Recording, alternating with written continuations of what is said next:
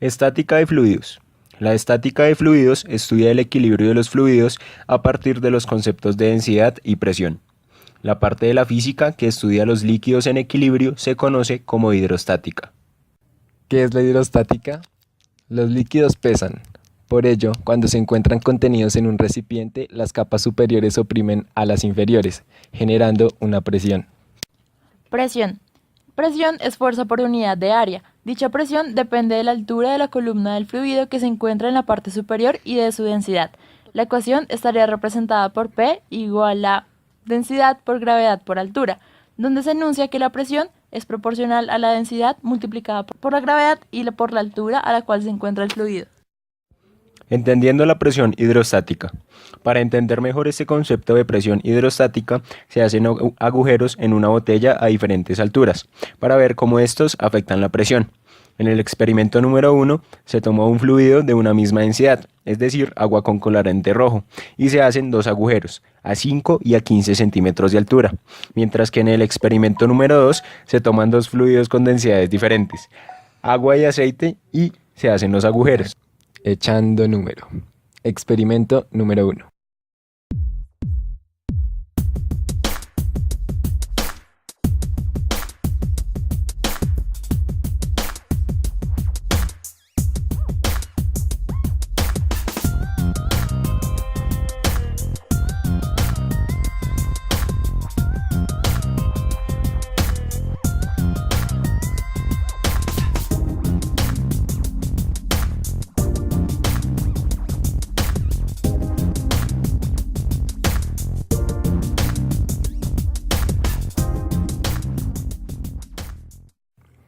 Teniendo en cuenta la densidad del agua, 1000 kilogramos por metro cúbico, las alturas desde la atmósfera de 5 y 15 centímetros y una presión atmosférica de 73.75 en Bogotá, se calculan las densidades para los puntos 1 y 2, encontrando AP1 mayor a P2. Experimento 2.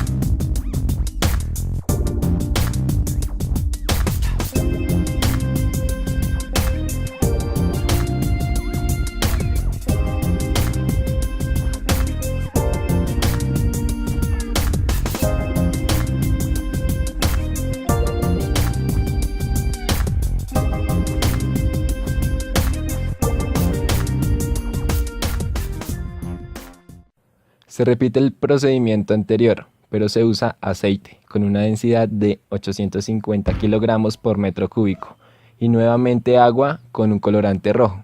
Se aplican las fórmulas correspondientes y se encuentra nuevamente que P1 es mayor a P2.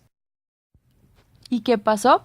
La presión en ambos casos fue mayor en el punto 1, es decir, en el punto que está más abajo, ya que este punto soporta una columna de agua mayor que el punto 2.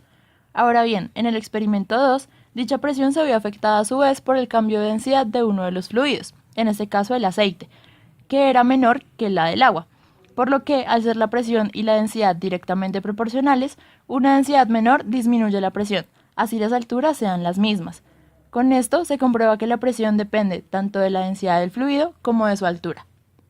¿Y cómo podemos ver la presión y esta fórmula aplicadas? Cohete hidrostático. Construimos un cohete hidrostático casero, utilizando botellas, corcho e inflador de bicicletas.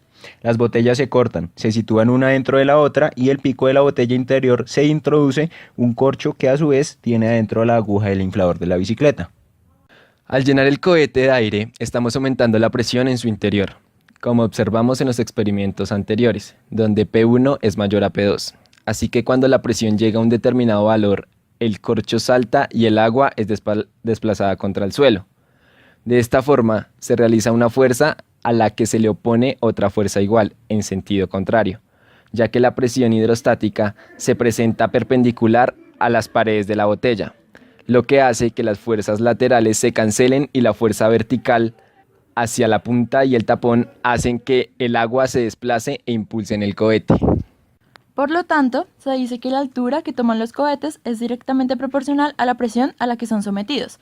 Esto quiere decir que a mayor presión de aire dentro de la botella, el agua saldrá con mayor presión contra el suelo, dándole al cohete una mayor altura. Sin embargo, hay que tener cuidado porque, dependiendo de la presión que se introduzca,